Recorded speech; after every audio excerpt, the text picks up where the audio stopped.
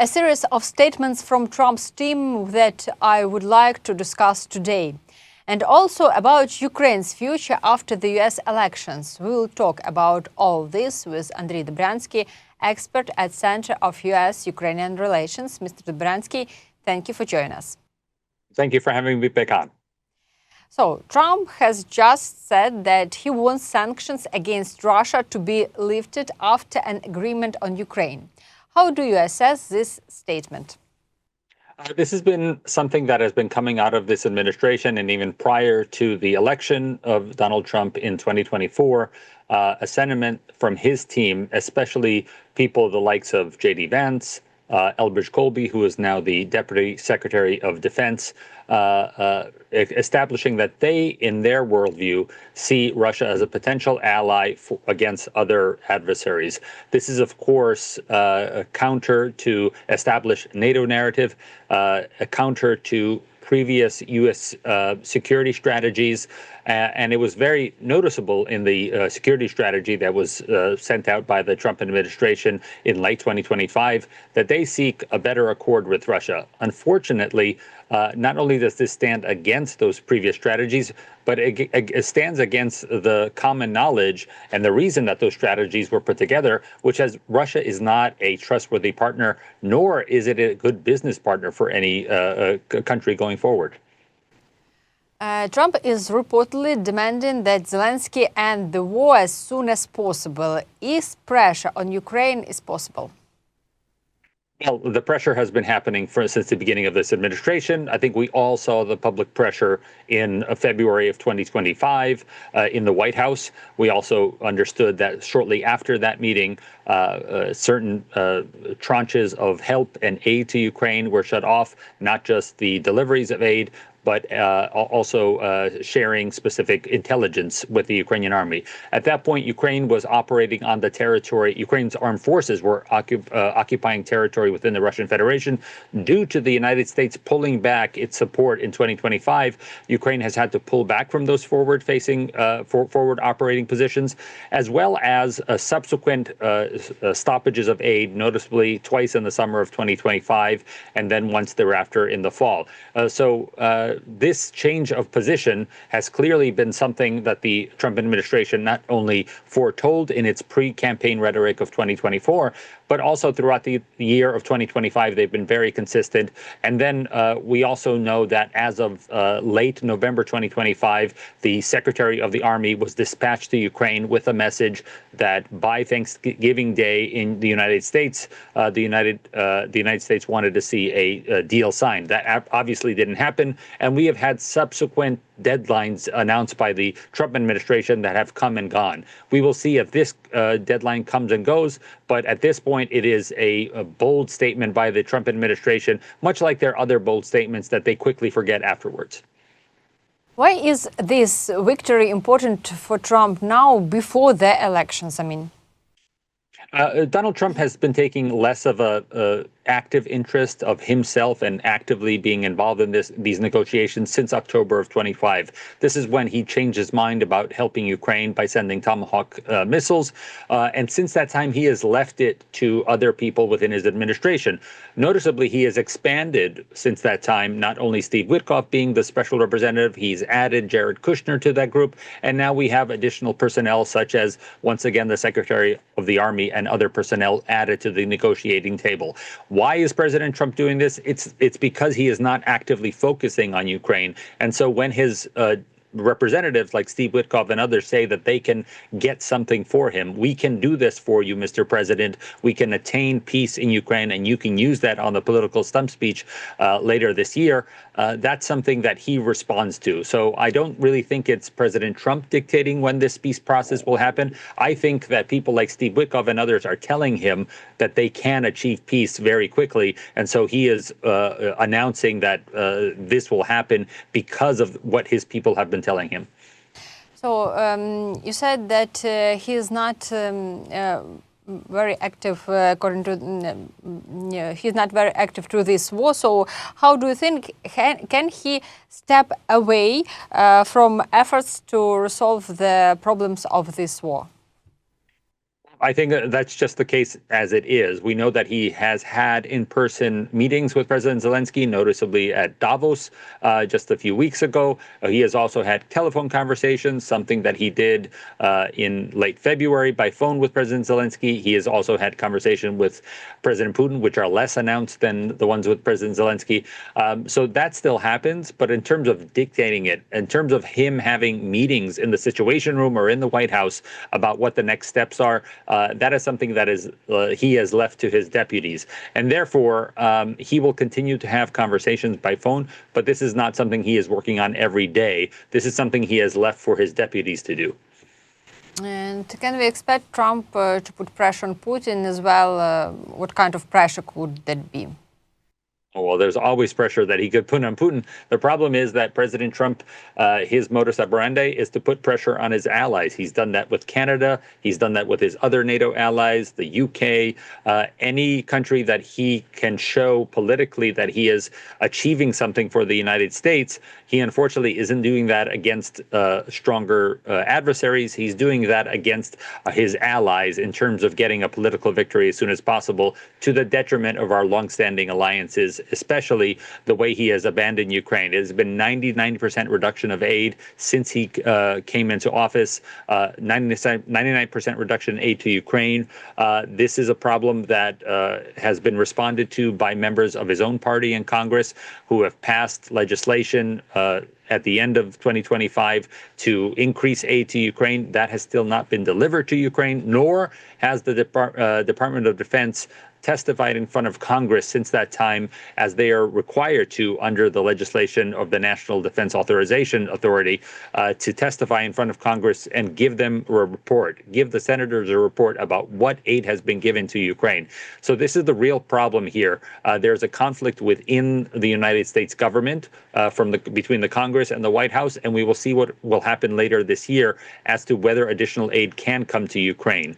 Whereas on the side of Russia, President Trump has always had the ability to instill sanctions and harder strategies against Russia. He has simply been delaying the type of sanctions that the U.S. Senate and Congress want to put on, which will force the president to put sanctions on. But he has had the power this entire time. So whether we're talking about secondary sanctions, whether we're talking about more targeted sectoral sanctions, or even updating the sanctions regime that's been in place since 2022 to add new companies. Actually, since President Trump took office in 2025, there have been more carve-outs, meaning exceptions to the rule of banning Russian companies. And notably, in 2025, a colleague of President Trump's son, Donald Trump Jr., a man named Gentry Beach, purchased a Russian energy company or invested in a Russian energy company in a way that would not have been possible in the three previous years. How do you think? Is there a real reason why there is no serious support to Ukraine, even though Putin refuses to accept Trump's demands? I think right now we are at a critical stage in politics in the United States. In late 2025, we had a breakthrough politically where members of President Trump's own party finally voted against something that he wanted blocked, which is President Trump did not want the Epstein file released, and his own party voted against it. Later in early 2026, we saw that a majority of Congress voted to go on the offensive and criticize Trump's use of tariffs. This is something that has since been struck down by the United States Supreme Court, that he cannot be using tariffs unilaterally. And prior to that, it was signaled through Congress that Congress is ready, even members of his own party, longstanding members of the Republican Party, with a opinion about tariffs that they are an impediment to trade, not a benefit to the United States economy. And this is something that we've seen thus far throughout this year. So it is quite possible that a breakthrough might happen on the side of the majority of members of U.S. Senate, the majority of members of U.S. Congress who want to help Ukraine, and they can finally overtake some of the blocks that President Trump has been putting on aiding Ukraine. Unfortunately, at this point, he still has total control, vertical control of the Congress of the United States in a way that other presidents have not had, where he is demanding that the Speaker of the House of Representatives, as well as the senior senator in the Senate, block any legislation that he does not think is something he would like to see. Zelensky says there should be a meeting at the level of leaders Trump, Zelensky and Putin. How likely is such a meeting? How do you think? I think President Zelensky has demonstrated from the very beginning of the full-fledged aggression that he is ready to meet with Putin, as he did in December of 2019. He is ready anytime and willing to meet with Putin and discuss what are the next steps in this war. It is clear that the Russian side is the one that is not serious about these negotiations. President Zelensky has crossed the border, jumped on a plane whenever the United States thinks there's a possibility that a peace talk can develop. That goes as far back as May of 2025, when he flew to Istanbul because of a request by President Trump, but President Putin was too scared to fly to Istanbul. President Zelensky was ready to meet with President Putin in Alaska if President Trump wanted. He ended up flying a week later to the White House to discuss what happened in Alaska. It is also the case that President Zelensky flew to Davos as soon as President Trump said that we're going to have a meeting. So whenever the United States is ready to hold trilateral talks, President Zelensky has already demonstrated that Ukraine is ready to sit at the table. It is Russia that has not come to the table, and it is Russia who has increased attacks since President Trump became president, not decreased. Vitkov says Ukraine needs reliable security guarantees. It sounds a bit surprising to hear this from him. Don't you think so? Well, yes, we know the position of Ukraine because Ukraine has done international security summits since 2022. President Zelensky put out a roadmap to peace back in 2022. It has been introduced at the United Nations. There are different roadmaps to peace that we could do. It is unfortunate that Steve Witkoff not only is coming into this process very late, but he has yet to visit Ukraine to understand what the actual needs of Ukraine are. It is nice to hear him say about security guarantees, but unfortunately, he's never spent a night in Kyiv, as I did earlier in February, to understand what exactly is happening to the citizens of Ukraine on a nightly basis and why it's so important that the United States not just sign a guarantee with Ukraine, but have the United States Senate ratify this agreement so that it stands as a piece of federal legislation in the United States. Rubio made a statement a few days ago that the pressure on Russia is already happening because the US doesn't sell weapons to Russia and doesn't impose sanctions on Ukraine. Isn't that a strange statement? How do you think?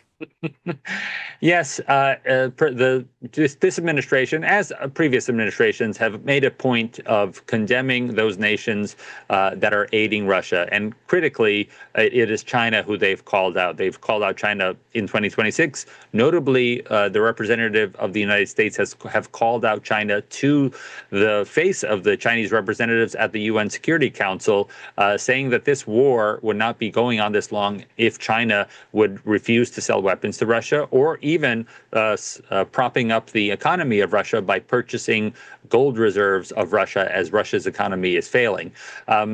As far as what Rubio said, I think it was more of a dichotomy to what China is doing.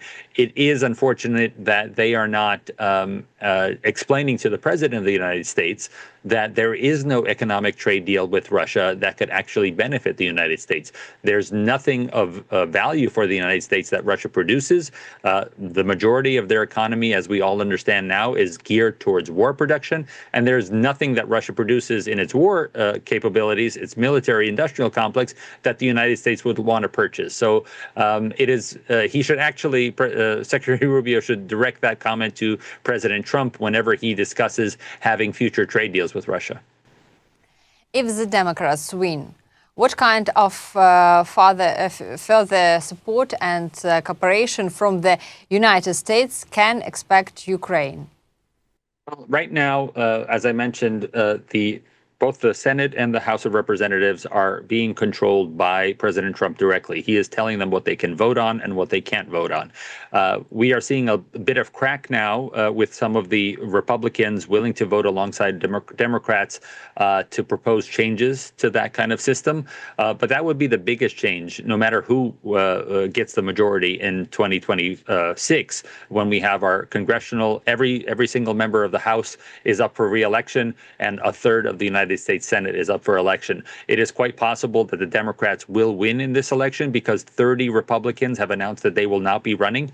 They have seen the public polling that President Trump is very unpopular, and they would rather not continue being congressmen or members of the Senate if they have to be in the minority and not get any legislation done that they want to do. And at the same time, they would be constantly asked, as they are now, why are you supporting President Trump if his policies are so unpopular?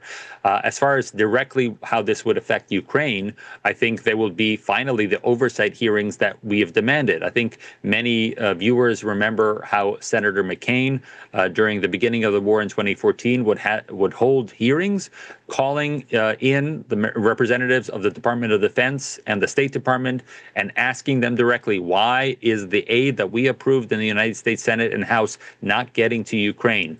We authorized military and lethal weapons, and you have only sent blankets. We remember Senator McCain saying this in the Senate.